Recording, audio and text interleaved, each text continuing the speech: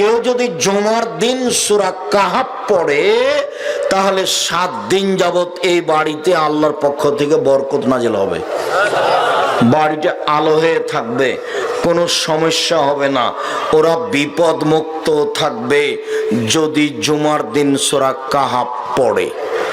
তিনি বলেন মান কারা আসরা আয়াতি মিন আউয়াল সূরাতিল কাহাফ ওয়া সাবিন ফিতনাতি দাজ্জাল, কেউ যদি সূরা কাহাফের প্রথম 10 আয়াত পড়ে তাহলে দাজ্জাল তার কোনো ক্ষতি করতে পারবে না। সব নবী কিন্তু দাজ্জালের ভয় দেখিয়েছেন নিজ নিজ সম্প্রদায়কে। নূহ আলাইহিস সালাম বলেছেন এই তোমরা সাবধান দাজ্জাল থেকে, ইব্রাহিম আলাইহিস সালাম বলেছেন এই তোমরা সাবধান দাজ্জাল থেকে, আমাদের নবী বলছেন এই তোমরা দাজ্জাল থেকে সাবধান। তারপর বলছেন শোনো, কোন নবী অত বলতে পারেনি, আমি যেটা বলে দিয়েছি শোনো, আমি বলে দিয়েছি দাজ্জালের মাথায় থাকবে কোঁকড়া কোঁকড়া চুল, দাজ্জালের পা হবে খাটো, হাঁটু থেকে না টাকনো পর্যন্ত এটা সাইজ হবে খাটো, দাজ্জালের একটা চোখ হবে কানা, দাজ্জালের কপালে লেখা থাকবে কাফারা। চিনতে পারবো না? জি হ্যাঁ, খুব চিনতে পারবো।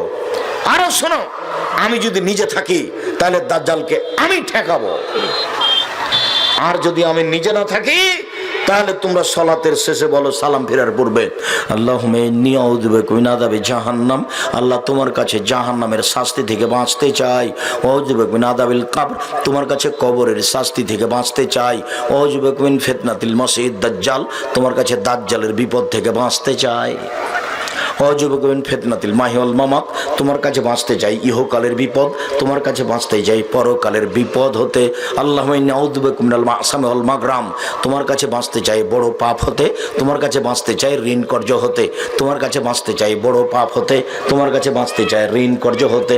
রাসূল সাল্লাল্লাহু আলাইহি সাল্লাম সালাম ফেরার পূর্বে এই দোয়াটা পড়তেন, নিজে তিনি দাজ্জাল থেকে বাঁচতে চাইতেন। দাজ্জালের এক হাতে আছে জাহান্নাম, এক হাতে আছে জান্নাত। দাজ্জাল আকাশকে বলবে আকাশ পানি বর্ষণ করো, বর্ষণ শুরু হয়ে যাবে, এই জমিন শস্য দাও, জমি শস্য দিবে, মনে হবে যে নগদ আল্লাহ, তখন আপনি ঠেকে যাবেন। কিন্তু মুহাম্মদ সাল্লাল্লাহু আলাইহি সাল্লাম বলেছেন পরিচয়, সেই পরিচয় আপনি বেঁচে যাবেন। সূরা কাহাফের প্রথম 10 আয়াত পড়লে তার উপরে দাজ্জালের কোনো ফিতনা থাকবে না। সাহাবী বলছেন আল্লাহর নবী, আমি রাতে সূরা কাহাফ পড়ছিলাম, দেখি একটা মেঘখণ্ড চলে আসলো আমার কাছে, আসলো তো আমি কোরআন মাজিদ পড়া বন্ধ করে দিলাম। আমার পাশে আমার বাচ্চা ছিল, ঘোড়া ছিল। তখন আল্লাহ রাসূল বলছেন আরে তিলকা সাকিনা তানাজ্জালাত বিসাউতিল কোরআন বিতিলাওয়াতিল কোরআন, সেটা ছিল নিরাপত্তা। তুমি কোরআন মাজিদ পড়ছিলা তো, সেজন্য তোমার বাড়িতে নিরাপত্তা অবতীর্ণ হচ্ছিল। ও ফিরওয়ায়াতিন অন্য এক বর্ণনায় তিলকাল মালায়েকা। আসসালামু আলাইকুম ওয়া রাহমাতুল্লাহ। আলহামদুলিল্লাহি ওয়াহদা والصلاة والسلام على من لا نبي بعده أما بعد فأعوذ بالله من الشيطان الرجيم إنا أنزلناه قرآنا عربيا لعلكم تعقلون عن أبي موسى الأشعري رضي الله تعالى عنه قال قال رسول الله صلى الله عليه وسلم القرآن حجة لك وعليك রাহুল বুখারী মুসলিম। সম্মানিত উপস্থিতি, প্রশংসা আল্লাহর জন্য, শান্তি অবতীর্ণ হোক আল্লাহর রাসূলের উপর সাল্লাল্লাহু আলাইহি ওয়াসাল্লাম। আজকের এই দিনী বৈঠকে সংক্ষিপ্ত সময়ে বক্তব্যের বিষয় কোরআন তেলাওয়াত। কোরআন পড়া সম্পর্কে গুরুত্বপূর্ণ সংক্ষিপ্ত তথ্যবহুল বিবরণের চেষ্টা করব ইনশাআল্লাহুল আজিজ। সম্মানিত উপস্থিতি, এই কোরআন শব্দটি,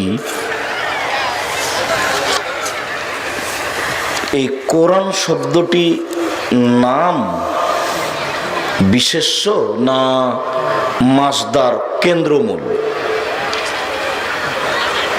এই নিয়ে বিদ্বানগণ অনেক কিছু বলতে চেয়েছেন।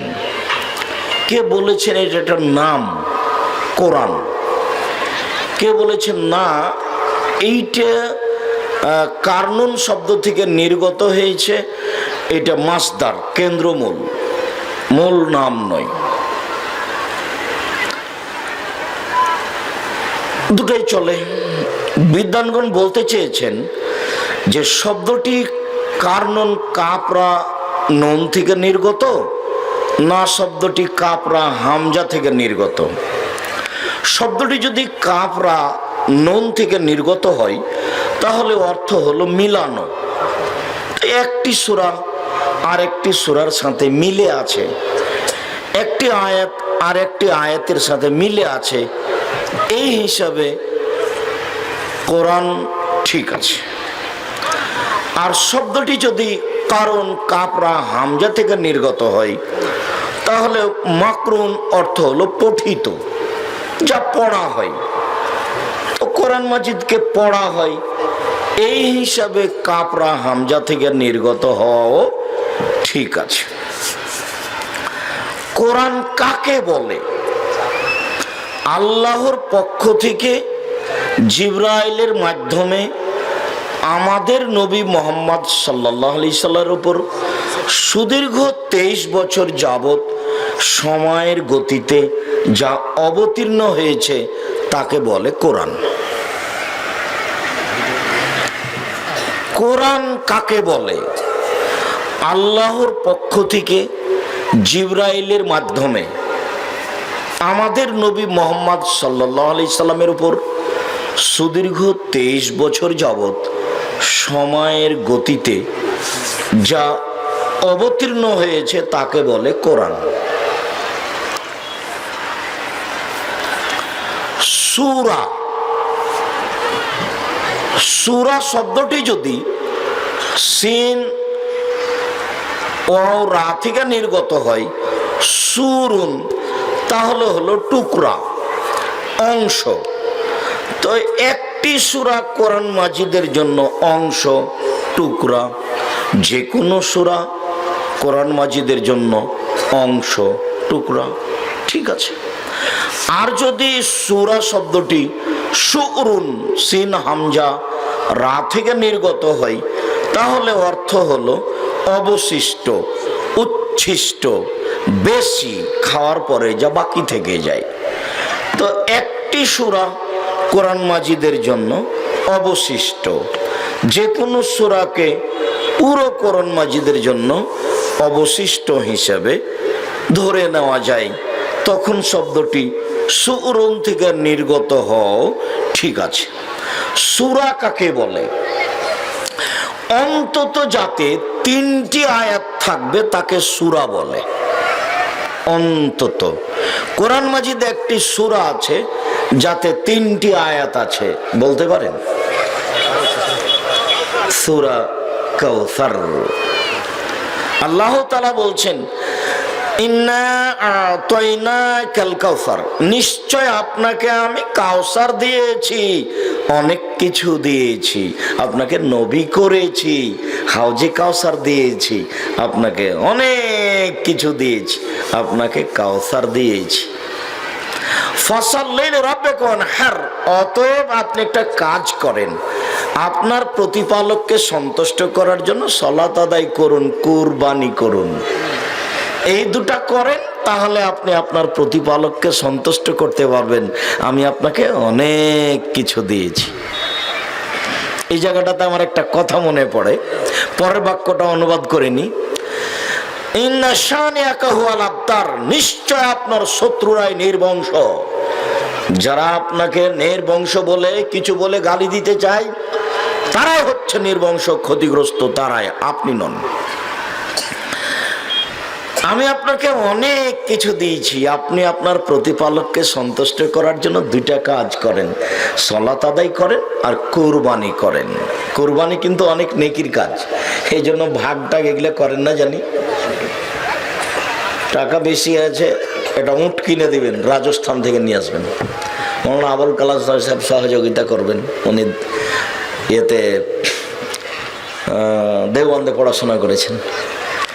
টাকা কম আছে, একটা গরু বড় ষাঁড় দেখে কুরবানি করবেন, তার চেয়ে কম আছে একটা খাসি বেশ মোটা তাজা দাঁতওয়ালা কুরবানি করবেন, তার চেয়ে টাকা কম আছে একটা ছাগি যে বাচ্চা দেয় তাকে করবেন, তার চেয়ে টাকা কম আছে একটা ভেড়া করবেন, আর টাকা অনেক আছে 10টা 12টা 15টা 20টা সারা এলাকার লোক খাবে।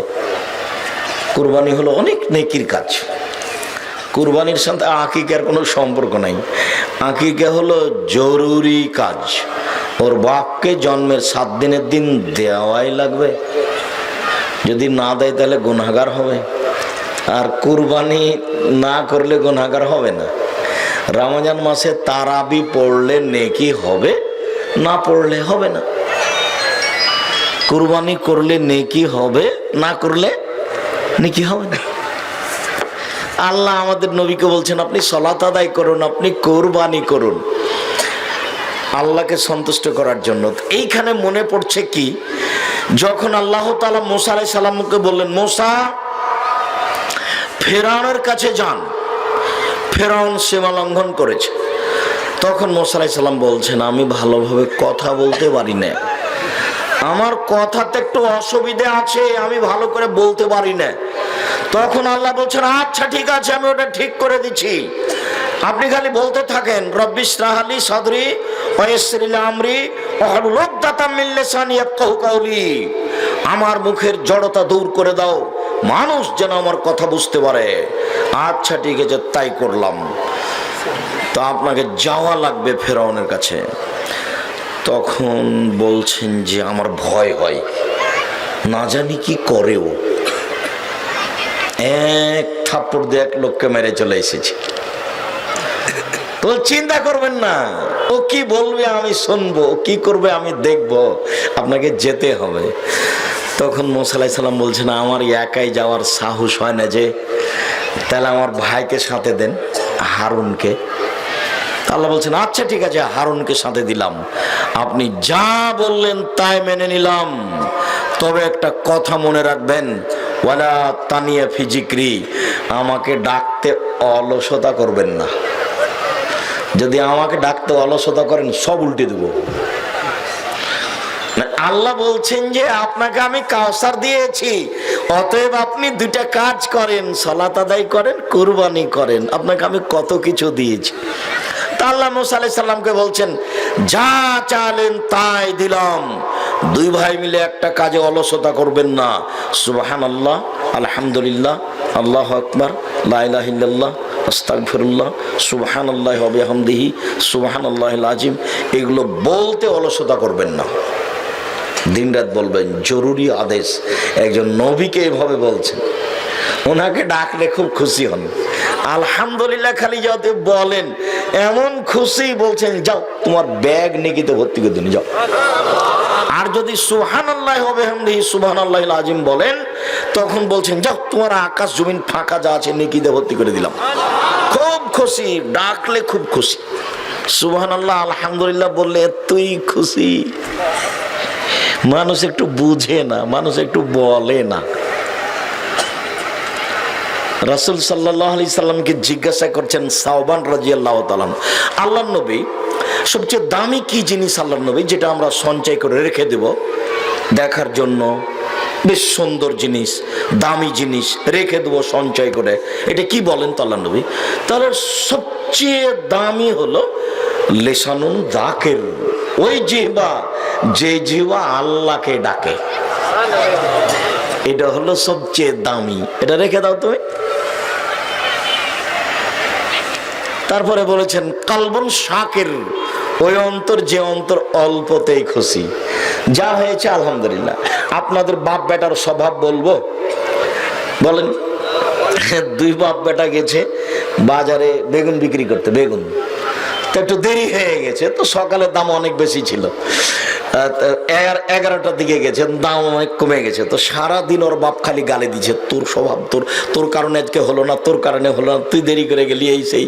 মানে ওর বাপ ঠান্ডাই হচ্ছে না, তার মানে ওর বাপ সন্তুষ্ট নয়, একবারও বলে না যাক ব্যাপারটা যা হয়েছে আলহামদুলিল্লাহ। অত চিন্তা করার কি আছে, যা হয়েছে আলহামদুলিল্লাহ। এর নাম হলো অন্তর খুশি হওয়া। সারা দিন লেগে আছে বেটার পিছনে, একটু দাম কম পড়ে গেছে সেই জন্য। কালবুন শাকির, দ্বিতীয় দামি সঞ্চিত সম্পদ হলো ওই অন্তর যে অল্পতেই খুশি। আর 3 নম্বরটা হচ্ছে আপনার বউ। সবচেয়ে ভালো বউ ওই যে তার স্বামীকে দিনের উপরে সহযোগিতা করতে পারে।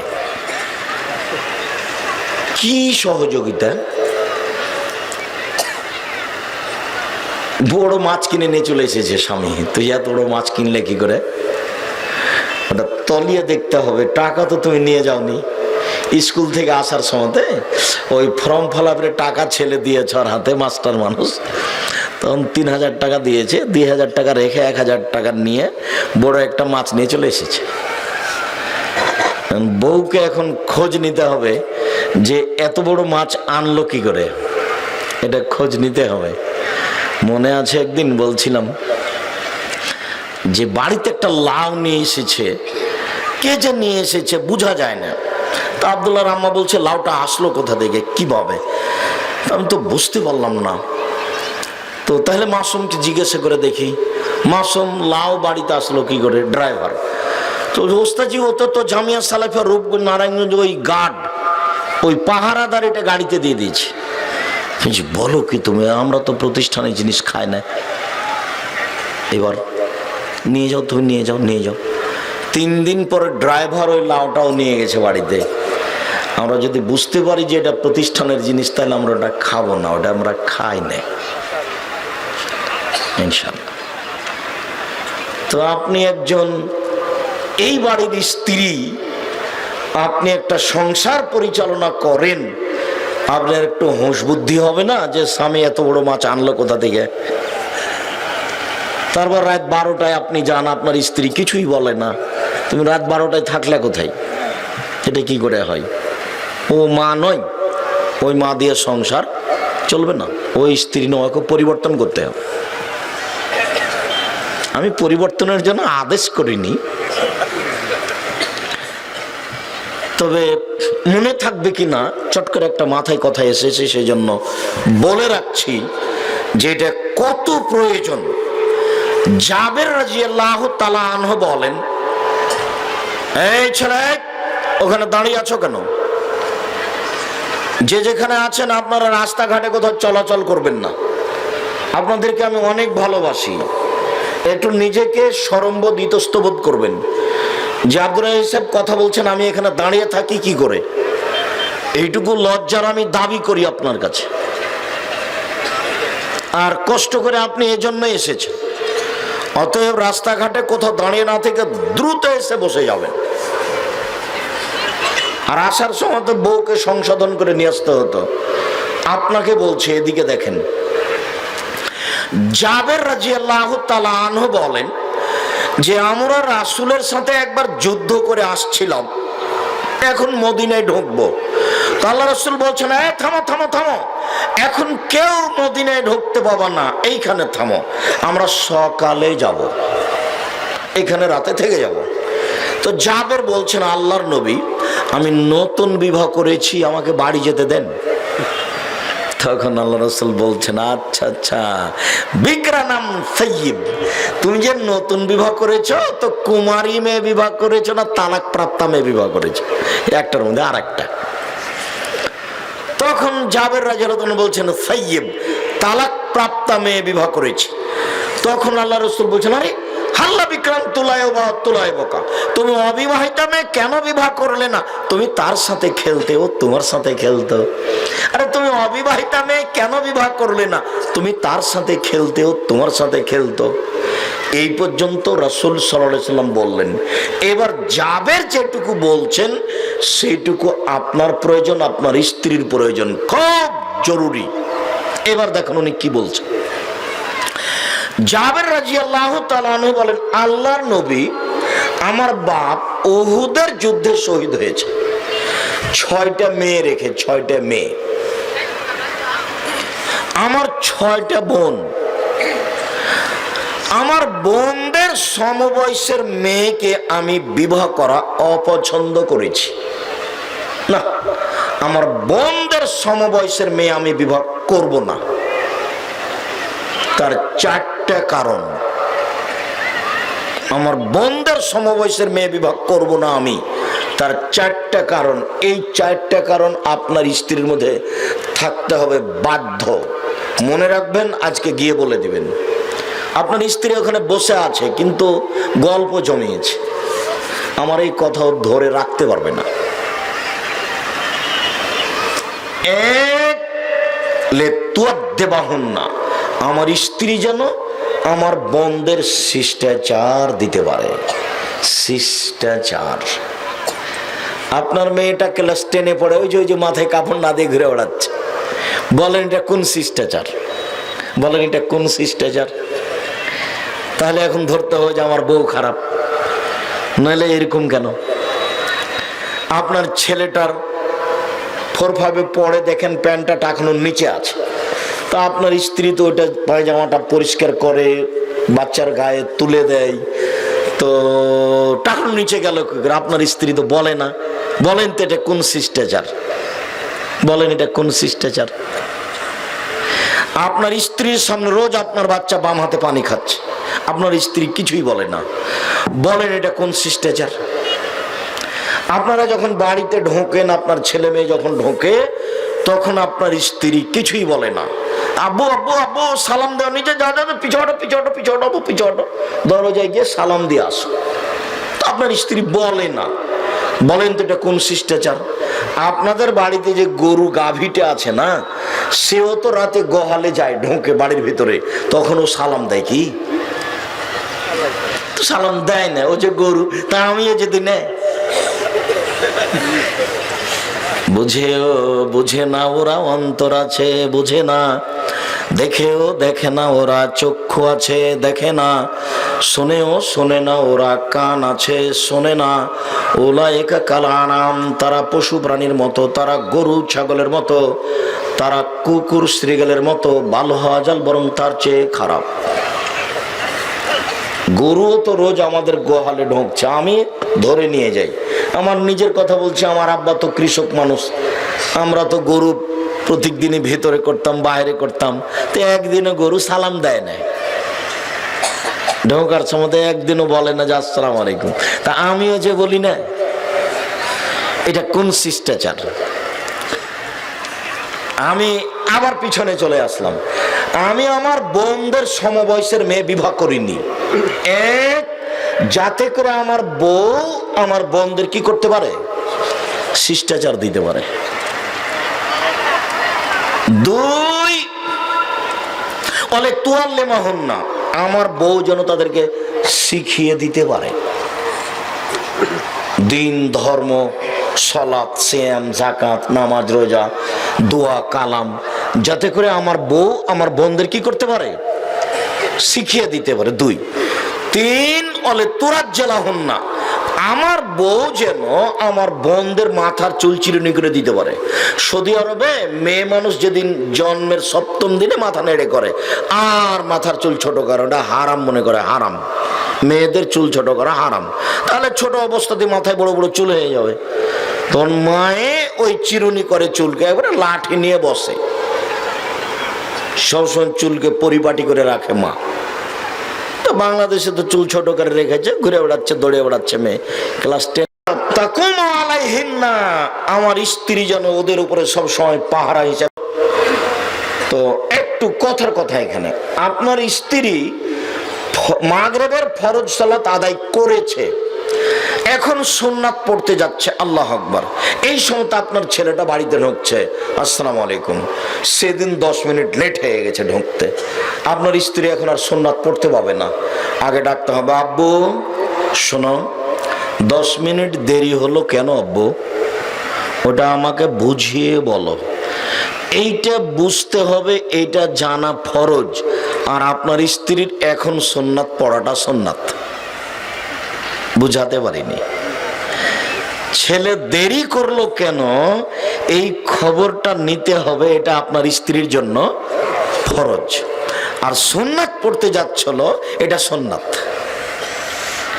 কেননা এই পরিবারের বাচ্চাগুলি ওর উপরে নির্ভর করে। জাবের বলছেন যে আমার বোনদের সমবয়সের মেয়ে বিবাহ করিনি 4টা কারণে। তখন আল্লাহ রাসূল বলছেন বারাকাল্লাহু লাকা আলাইকা জামা বাইনাকুমা ফি খাইরিন, আল্লাহ তোমাকে বরকত দান করুক, তোমার উপরে বরকত দান করুক, তোমার বউ সহ তোমাকে কল্যাণের উপরে একত্রিত করুক, বারাকাল্লাহ বারাকাল্লাহ জাযাকাল্লাহ খাইর। আল্লাহ রাসূল অনেক দোয়া করলেন। এদেশে একটা বই পাওয়া যায় আদর্শ পরিবার, নাম শুনেছেন কি? কিনেছেন? আমাকে পড়তে বলিয়েন না, অন্তত 10 বার পড়তে হবে, 10 বার, অন্তত 10 বার। আমাদের দেবেনের হাই স্কুলের মাস্টার, একজন বাক্কার মাস্টার, খুব অঙ্ক ভালো বুঝতেন। তো আমাকে একদিন বলছেন, আব্দুর রাজ্জাক তুমি এই মরণ একদিন আসবে এই নামে বই লিখলে কেন? মরণ তো আসবে, এটা তো কমন কথা, এটা কোনো নাম হলো? আপনি পড়েন তো। তো বলছি আব্দুর রাজ্জাক আমি বইটা 10 বার পড়েছি। এই হাদিসটি আদর্শ পরিবার বই আছে। মধ্যেখানে চট করে কথাটা মনে পড়ে গেল, তাই হাদিসটা আপনার সামনে দিয়ে রাখলাম। হাদিসটা বুখারী মুসলিম। পুরো কাজটা আপনার বইয়ের উপরে নির্ভর করছে। 1 শিষ্টাচার, 2 শিক্ষা, 3 চিরুনি করা, 4 প্রস্তুত থাকা। গোটা পরিবারটা, আপনি তো গেছেন জমিতে চাষ করতে, কাজ করতে, দিয়ে জয়পুরহাটের মহিলারা মাঠে কাজ করে নাকি? স্বামীর সাথে করে না তো, তাই না? কোনো ডিস্ট্রিক্টে আবার কিছু করে তো। আপনার স্ত্রী তো বাড়িতে আছে। এখন এই পরিবারটাকে কঠোরভাবে দেখতে হবে। দেখবে কে? আপনার স্ত্রী। দেখেন এই হাদিসটা কিন্তু বুখারী মুসলিম। একটা হাদিসই যথেষ্ট ছিল যদি আপনি একটু ভাবতেন বউ নিয়ে, ছেলে মেয়ে নিয়ে। কিন্তু আপনার স্ত্রী হলো চাঁপাইনবাবগঞ্জের ভাষাতে হস্তিনী। ও হস্তিনী, ফোহড়, খাই ঘুরে বেড়াই, এই বাড়ি ওই বাড়ি, তাড়াহুড়া করে একটু ভাত তরকারি রান্না করে, চাউল পড়ে গেলে ওখানে পড়ে থাকে। এই ফোহড়, হস্তিনী, একে দিয়ে হবে না। দেখেছেন আমার বউ যেন তাদের উপরে প্রস্তুত থাকে, তার সব কাজকর্ম, বাচ্চাদের কাজকর্ম আমার চোখের বউয়ের উপরে হতে হবে, আমার বউয়ের চোখের উপরে হতে হবে। 4টা কারণ উল্লেখ করুন, মনে থাকবে কি? আপনি একবার নিজে সিরিয়াল দিয়ে দেখেন তো। আব্দুর রাজ্জাক সাহেব দেখি আমি একবার সিরিয়াল দিয়ে। 1 শিষ্টাচার। তো শিষ্টাচার তো আমি বুঝিনি, কেন বুঝলেন না? ওই যে ডান হাতে পানি পান করা, 1টা, সালাম দেওয়া 1টা, প্যান্টটা উপরে রাখা 1টা, বড় মানুষ বাড়িতে ঢুকলে তাকে বসতে দেওয়া, কোনো মহিলা আসলে, আম্মা একজন মহিলা আসছে, আম্মা আপনি মাথায় কাপড় দেন, একজন মহিলা ভিতরে ঢুকছে, আম্মা ওই যে আব্বা এই কথা বলে গেছেন, সব সুন্দর করে নিয়ম কানুনগুলো আপনার ছেলে মেয়েকে আপনার স্ত্রী শিখিয়ে দিবে, তার নাম শিষ্টাচার। আর শিক্ষা দিবে মানে, আব্বু বলো তো কি বললে হচ্ছে, পানি যে পান করলে কি বললে আব্বু? শিক্ষা। তারপর চিরুনি করা, তারপর হলো প্রস্তুত থাকা, মানে সবগুলো ঠিকঠাক করে কিনা, ঠিকঠাক পড়তে বসে কিনা, ঠিক মতো যায় কিনা, ঠিক মতো সালাত আদায় করেছে কিনা। আমি মনে হয় বুঝাতে পারি না কথা। 4টা মনে থাকবে না? মনে হয় মনে থাকবে। হাদিস কিন্তু বুখারী মুসলিম।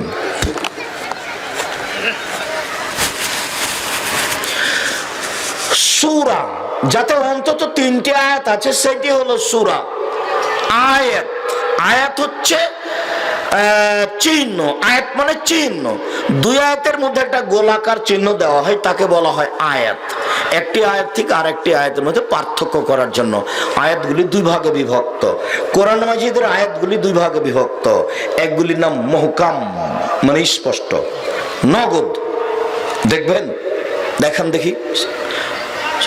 কুল হুয়াল্লাহু আহাদ, হে নবী আপনি বলুন আল্লাহ একক, আল্লাহ সমাদ, আল্লাহ নিরপেক্ষ, মুখাপেক্ষীহীন। লাম ইয়ালিদ, তিনি কাউকে জন্ম দেননি। ওয়ালাম ইউলাদ, তিনি কারো থেকে জন্ম নেননি। ওয়ালাম ইয়াকুন লাহু কুফুয়ান আহাদ, তার সমকক্ষ কেউ নেই। এটা হলো নগদ। আরেক ধরনের আয়াত আছে, তার নাম মুতাশাবিহাত, অস্পষ্ট, তার অর্থ দুনিয়ার কেউ জানে না। যেমন দেখবেন সূরা বাকারাতে আলিফ লাম মিম এই কথার 3টে অক্ষরের উপর একটা আয়াত দেওয়া আছে। আপনি বাড়িতে গিয়ে দেখেন এই আয়াতটার অর্থ কি, আলিফ লাম মিম এই আয়াতটার অর্থ কি। তহা তারপরে একটা আয়াত। এই আয়াতের অর্থ কি? ইয়াসিন তারপরে একটা আয়াত। এই আয়াতের অর্থ কি? কাফ হাইন ইয়া সদ, এর অর্থ কি? এর অর্থ পৃথিবীর কেউ জানে না। এর নাম মুতাশাবিহাত, অস্পষ্ট। কেউ যদি অর্থ করতে যায় তাহলে বুঝতে হবে তার পা পিছলে গেছে, ও ভুল করেছে।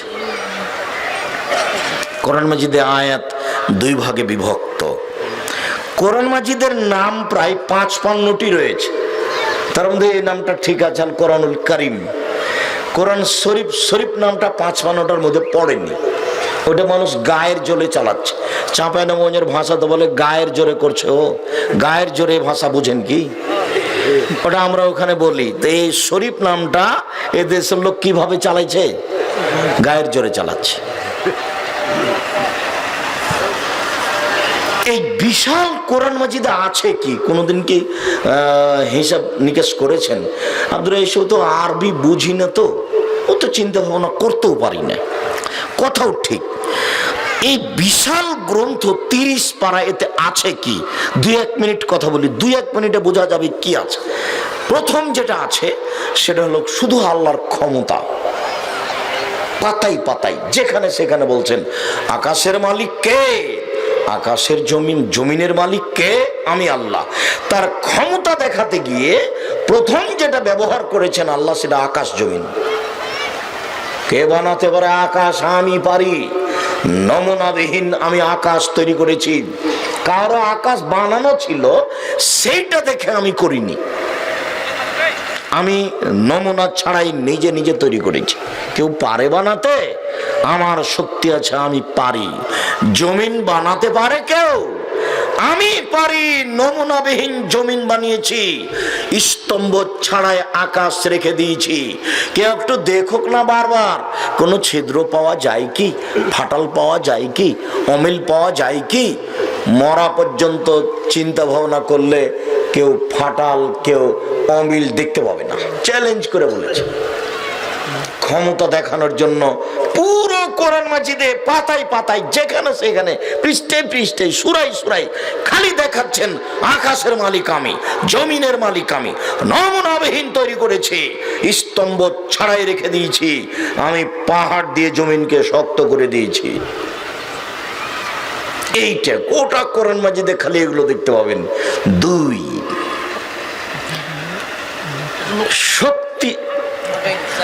শক্তি প্রয়োগ করতে গিয়ে দেখিয়েছেন চন্দ্র সূর্য কিভাবে আসে, কিভাবে যায়, কিভাবে কমে, কিভাবে বেশি হয়, কিভাবে চলে, কিভাবে যায়, কিভাবে আসে। কেউ পারে কি থামাতে? কেউ একদিন থামিয়ে দেখে না কেন? শক্তি দেখাতে গিয়ে দেখিয়েছেন চন্দ্র সূর্য। আপনাদেরকে একটু আগিয়ে বসার জন্য অনুরোধ জানাচ্ছেন। আসেন একটু আগিয়েই বসেন। জি, সামনে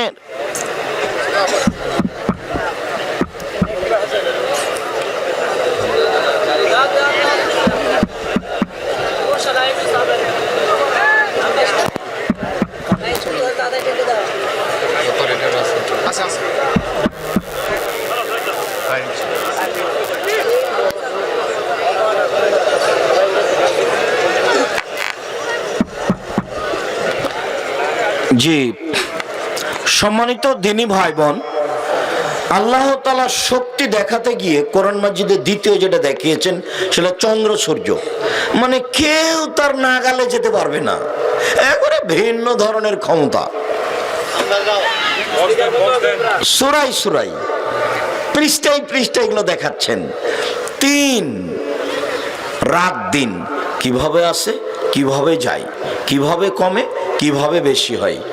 নিজের শক্তি দেখাতে গিয়ে আল্লাহ কোরআন মাজিদে দেখিয়েছেন রাত দিন। 4, মাঝে মধ্যেই বলবেন অনাবাদ জমিতে বৃষ্টি বর্ষণ করেছি, ঘাস গজিয়েছি, শস্য উৎপাদন করেছি। কে পারে উৎপাদন করতে? আমি পারি। কেউ পারে না।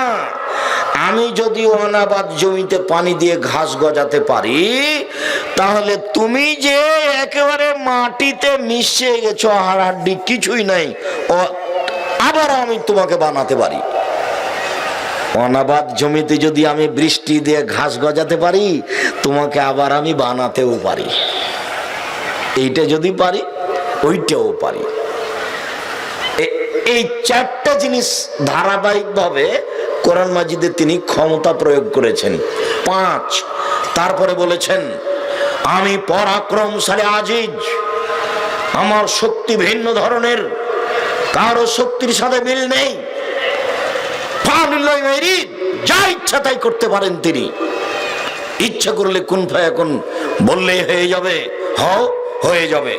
লোকজন লাগবে না, কলকারখানা লাগবে না, মানুষজন লাগবে না, ফেরেশতা লাগবে না, জিবরাইল মেকাইল কাউকে লাগবে না, খালি বলবেন হয়ে যাবে।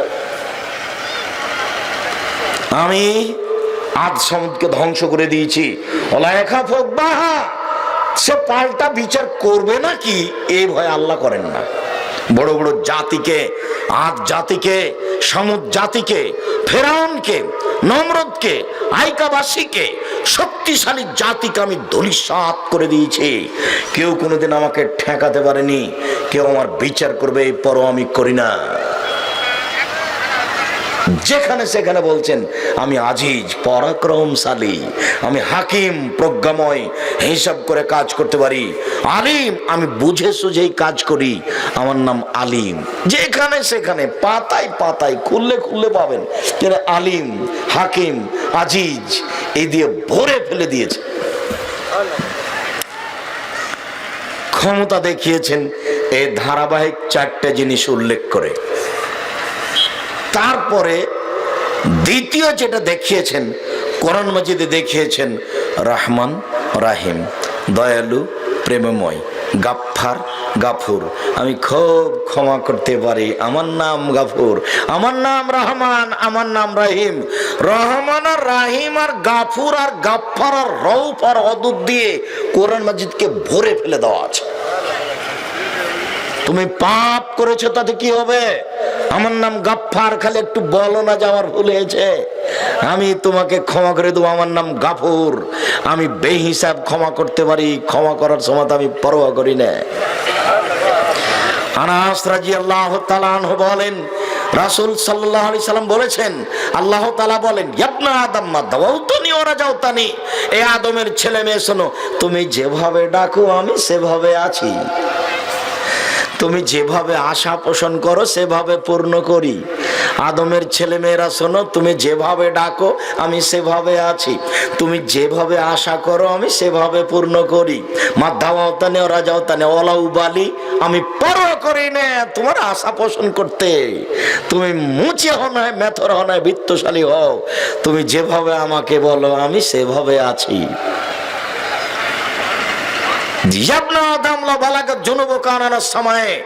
আদমের ছেলে মেয়ে শোনো, তোমাদের পাপ বেশি হতে হতে যদি আকাশে লেগে যায়, পাপ আর পাপ, আকাশ জমিন পরিপূর্ণ হয়ে আছে, ফাস্তাগফিরতানি, এরপরে যদি তুমি আমার কাছে ক্ষমা চাও, গাফারতু লাকা, আমি তোমাকে ক্ষমা করে দেবো। ওয়ালা উবালি, আমি পরোয়া করি না তুমি কত বড় পাপী, আমি পরোয়া করি না তুমি কত বড় পাপী। আমার নাম গাফফার, আমার নাম গাফুর, আমার নাম রাহিম, আমার নাম রহমান, আমার নাম অদূত প্রেমময়, তোমার সাথে আমি আছি। তুমি একটু আগালে আমি তার চেয়ে বেশি আগিয়ে যাই, তুমি 1 হাত আগালে আমি 2 হাত যাই, তুমি স্বাভাবিক হাঁটলে আমি আরেকটু জোরে হাঁটি, তুমি যখন দৌড়িয়ে আসো তখন আমি ঝাঁপিয়ে যাই, তুমি যেভাবে চলো আমি তার আগে আগে চলি, তোমারটাই আমি করি। তুমি আমাকে খালি একটু বলো না, তোমার পাপকে আমি পরোয়া করি না। কোরআন মাজিদ ভরে ফেলে দিয়েছেন আল্লাহ গাফফার, গাফুর, রাহিম, রহমান দিয়ে। কে একটু পড়ে না, কে একটু বুঝেও না,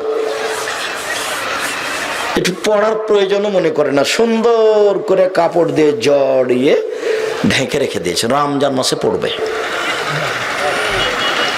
এই জন্য তিন যেটা আছে সেটা কিছু বিধান অল্প অল্প, মাঝে মধ্যে চুরি করলে হাত কেটে নিবে, কেটে নেওয়া হবে বিধান, সালাত আদায় করতে হবে, যাকাত দিতে হবে, হজ করতে হবে।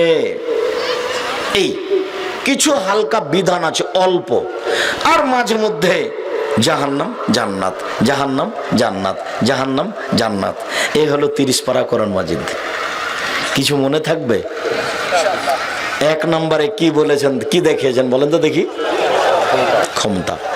ক্ষমতা দেখা দিয়ে কি ব্যবহার করেছেন? 1 নম্বরে আকাশ জমিন। পৃষ্ঠায় পৃষ্ঠায় কোনোদিন কোরআন মাজিদ পড়লে দেখিয়েন ক্ষমতা দেখাতে গিয়ে আকাশ জমিন আগে, তারপরে চন্দ্র সূর্য, তারপরে রাত দিন, তারপরে বৃষ্টি বর্ষণ করিয়ে অনাবাদ জমিতে ঘাস, এগুলো কেউ পারে না। তারপরে দেখিয়ে জাহাজ সমুদ্রকে মেরে দিয়েছি, কোনো পরোয়া করি না, এক হাত হোক বা ও বিচার করতে পারবে না, আমি ওকে মেরে দিয়েছি, ওর বিচার করার ক্ষমতা নাই। আমি ফেরাউনকে পানিতে ডুবিয়ে দিয়েছি। ও রাগ করেছে, ও মানুষ, ও বুঝতে পারেনি, ও খুব ক্ষেপে ছিল, আজ মূসাকে মারবই, মূসাকে আজ মারবো। তো মূসা তো পানির ভিতরে রাস্তা দিয়ে হেঁটে চলে গেল। তো ফেরাউন যে এত বড় শক্তিশালী বুদ্ধিমান হুঁশিয়ার মানুষ, একটু বিবেচনা করতে পারলো না যে আমি ঢুকে গেলে কি পানি এভাবে থাকবে কি থাকবে না। মানে রাগ মানুষের বুদ্ধিকে কমিয়ে দেয়, বুঝতে পারেননি? ও মানে বিবেচনা করতে পারেনি, ও মনে করছে যে ওকে ধরাই লাগবে। তো বুদ্ধি কমে গেছে, যার জন্য এরকম হয়েছে। তখন ঢুকে গেছে, তখন পানি জমা হয়ে গেছে। যেখানে ও ঢুকে গেছিল সেইখানে আমি দাঁড়িয়ে কয়েকটা কথা বললাম। তো পরে আবার চিন্তা করলাম যে কুলজুম সাগর, না, এই পানিখানে নামাটা ঠিক হয়নি, কেননা এখানে ফেরাউন ডুবে গেছে, এই পানিতে একটু নেমে এই হাঁটু পর্যন্ত পানিতে নেমে আমি কিছু কথা বলছিলাম, ফেরাউনের কথাই বলছিলাম। যখন তুর পাহাড়ে যাচ্ছিলাম তখন মিশরে আব্দুর রহিমকে রাখতে গিয়ে, সম্মানিত দিনী ভাই বোন, এই কোরআন মাজিদ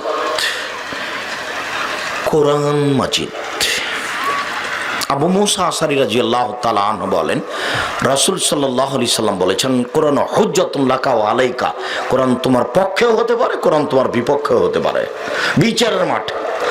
বিচারের মাঠে 4টে জিনিস আপনার পক্ষে কথা বলবে, মনে থাকবে কিনা? 1, কোরআন, যদি আপনি তেলাওয়াত করেন তাহলে। 2, আঙ্গুল, যদি আঙ্গুলে তাসবিহ গণনা করেন তাহলে। 3, কালো পাথর হাজরে আসওয়াদ, যদি টাকা হজের বৈধ হয় তাহলে, টাকাটা যদি বৈধ হয়। আগে থেকে মানুষ বলে যে বাপের জমি বিক্রি করে হজ করতে যাব, ওটা ঠিকই আছে, কারণ ও যেগুলো ইনকাম করেছে সেগুলো যে কি ও ঠিক করতে পারে না। তা আমি দেখি যে হিসাবটা ঠিক আছে, বাপের যেটুকু ভাগে পেয়েছে ওটুকু বিক্রি করে যাক, ঠিকই আছে কথা। 4, যেসব ছেলে মেয়ে যুবক হওয়ার আগে মারা গেছে, 4 মাস পরে 6 মাস পরে পেটে মারা গেছে, প্রসাবের পরই মারা গেছে, এরা যে বাপ মাকে জান্নাতে নিয়ে যাওয়ার জন্য এমন ঝগড়া লাগিয়ে দিবে তুমুল, সেগুলো সুপারিশ নয়, সেগুলো ঝগড়া, তর্ক। আল্লাহ বলবে না জাহান্নামে, বলবে না জান্নাতে, তর্ক লেগে যাবে একবারে, সিদ্ধান্ত না হওয়া পর্যন্ত সরবে না। যার জন্য তো আপনাকে বলি যে কি বুদ্ধি করলেন আপনারা 10-12 ভাই বোন, আর আপনার ছেলে মেয়ে হলো 2টে, কানা কচড়া, কয়টা মারে কয়টা থাকে। এই বুদ্ধি ঠিক হয়নি, বুদ্ধি পরিবর্তন করতে হবে। আপনার স্ত্রী তাহাজ্জুদ পড়ে, বলছে আপা কয়টা ছেলে মেয়ে, বা আর বলেন না মাত্র 2টে, এইটা হবে না, ছেলে মেয়ে বেছে নিতে হবে। 2-1টা মারা যায় যদি না, এটা বিশাল পাওয়া। আপনাকে তো আমি বিচারের মাঠ বুঝাতে পারছি না। জয়পুরহাটে আপনাদের পাড়ার একটা ছেলে ভ্যান নিয়ে চলে গেছে, তো জয়পুরহাটে পুলিশ ধরে তাকে পিটাচ্ছে, হ্যাঁ বেটা তুই এখানে ভ্যান নিয়ে এসিস কেন, তো গ্রামের ভ্যান, পিটাচ্ছে। তো খুব বিপদে পড়ে গেছে, তাকে থানায় নিয়ে যাবে। তো আপনাদের পাড়ার একজন বৃত্তশালী মানুষ, ক্ষমতাধর শক্তিশালী, সবাই তাকে চিনে, দামি গাড়ি, ওখান দিয়ে চলে যাচ্ছে। কিরে আমাদের পাড়ার ছেলেটাকে মারছে কিনা, তো আমাদের পাড়ার, গাড়িটা থামিয়ে নেমেছে। কি হয়েছে? ও স্যার, এই স্যার গ্রাম থেকে এখানে চলে এসছে ভ্যান নিয়ে। ঠিক নয়, ও তো ওটা তো আমার পাড়ার ছেলে। আচ্ছা স্যার ছেড়ে দিলাম। এখন এই ছেলেটা বুঝতে পারছে যে এই লোকটা আমার কত বড় উপকারী, বুঝতে পারছেন না মনে হয়। এখন বিচারের মাঠ কত বড় বিপদ, এই ছেলেটা বুঝেছে বিপদ কাকে বলে। একে কে বলে না তো থানাতে নিয়ে দিত, দেওয়ার টাকাও লাগতো, অনেক হয়রানি হতো। আর এই লোকটা গাড়ি থেকে নামতে পুলিশ বুদ্ধি হারিয়ে দিয়েছে। আমাদের পাড়ার ছেলে। আচ্ছা স্যার ছেড়ে দিলাম। এখনো বুঝতে পেরেছে বিপদ কাকে বলে, এই লোকটা উপকারী কত। এখন আপনি বিচারের মাঠে যখন আপনার আঙ্গুল আপনার পক্ষে কথা বলবে, তখন আপনি বুঝতে পারেন বিচারের মাঠ কত বিপদ আর আঙ্গুল কত উপকারী।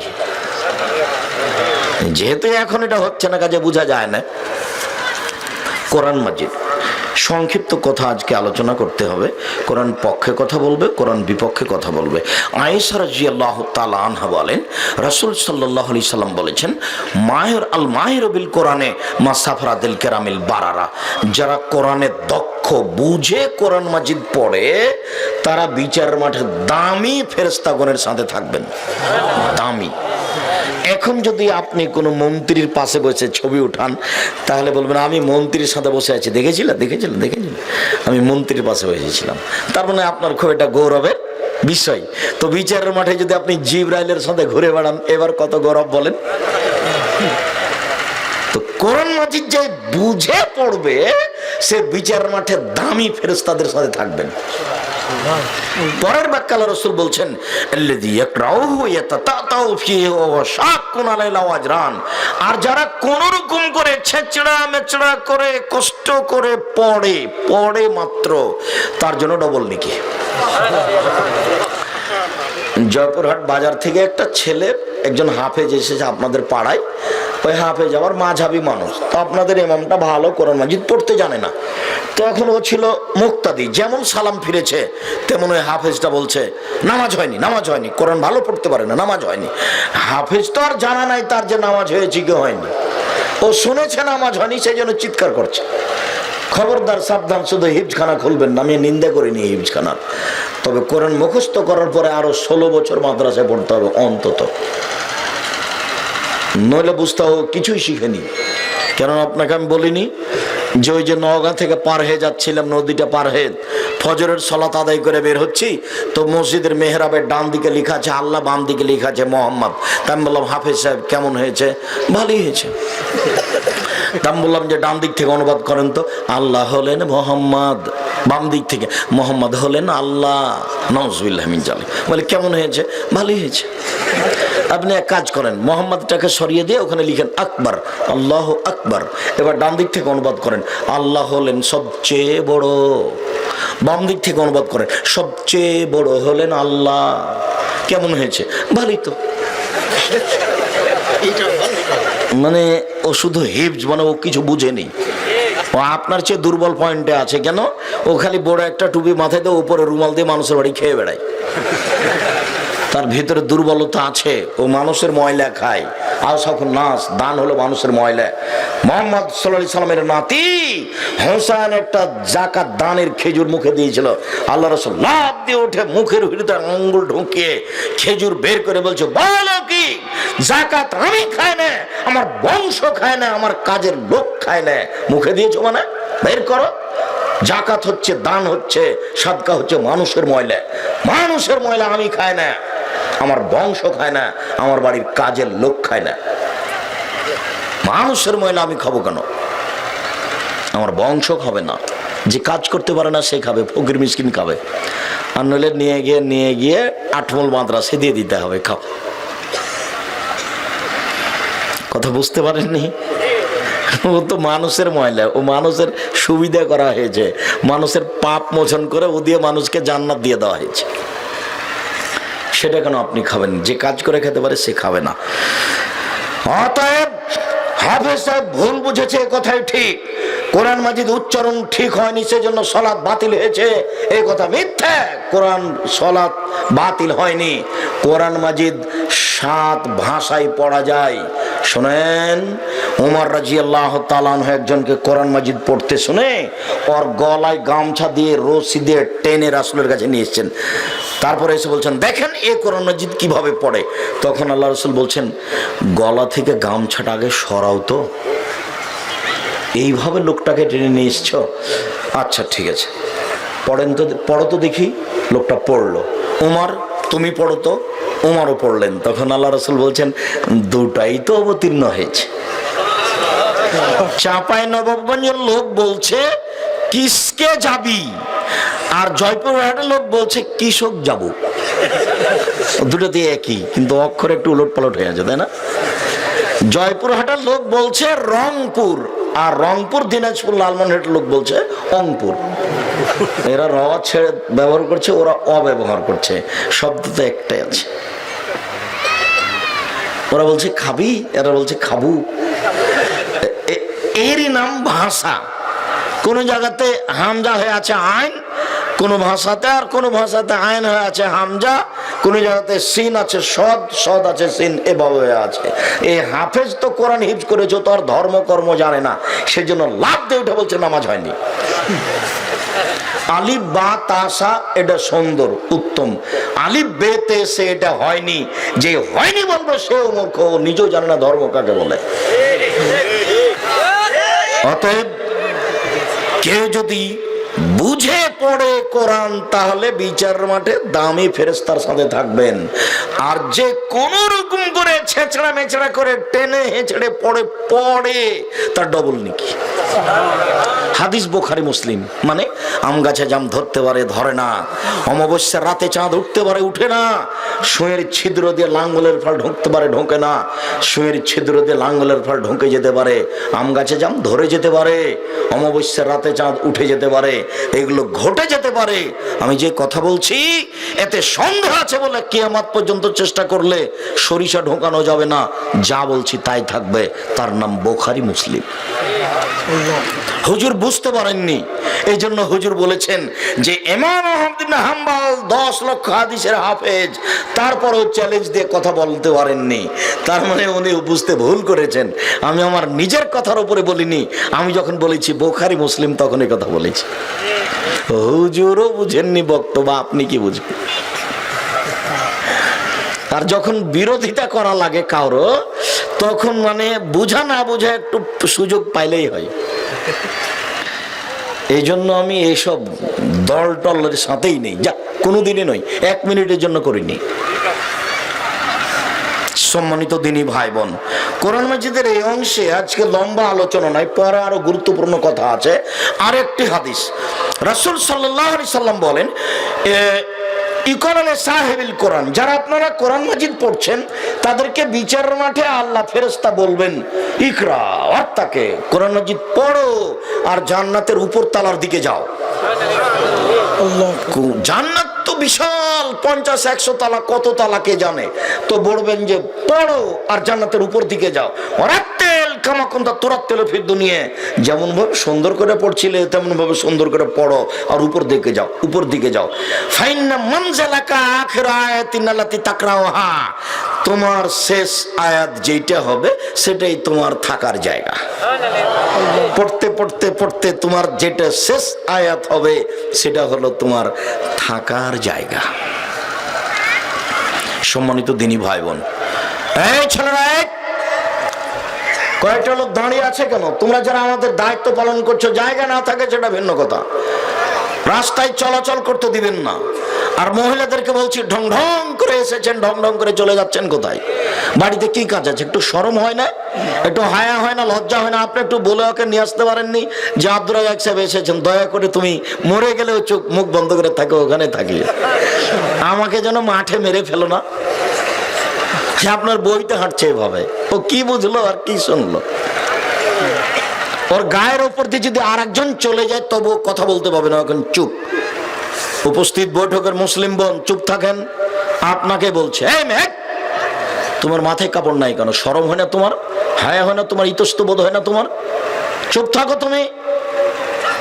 উপস্থিত বৈঠকের মুসলিম বোন, আপনাকে আমি আন্তরিকভাবে অনুরোধ করছি, আপনাকে অনেক ভালোবাসি, আপনি দয়া করে মুখখান বন্ধ রাখেন।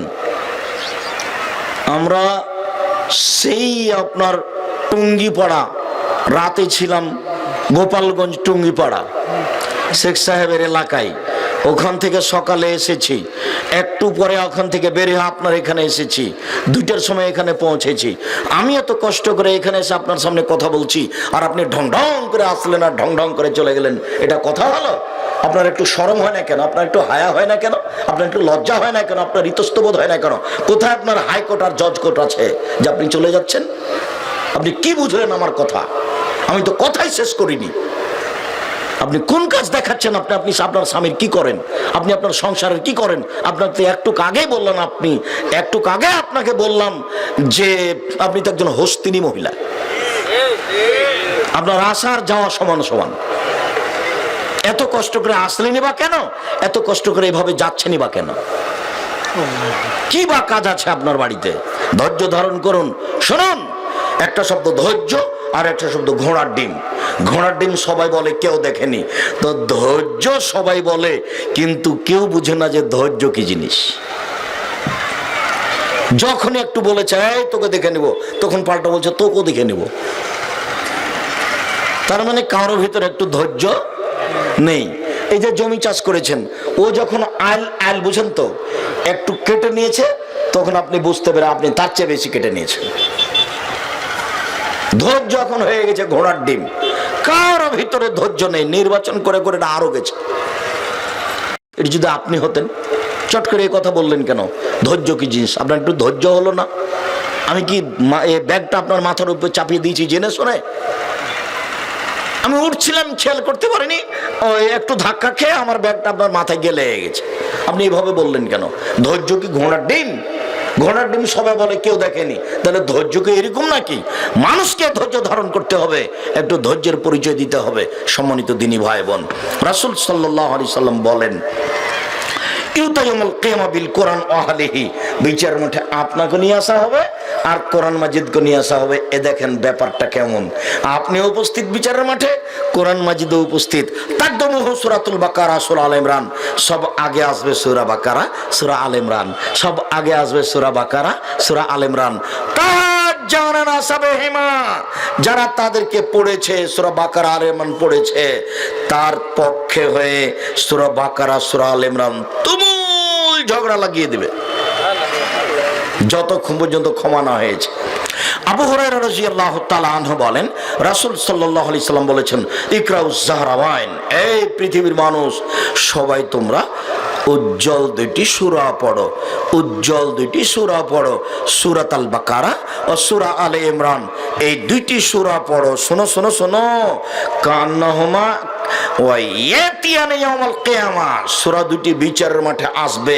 কান্নাহুমা গামামাতানে আও গায়াতানে আও ফিরকানে মিন তাইরিন সাফিন।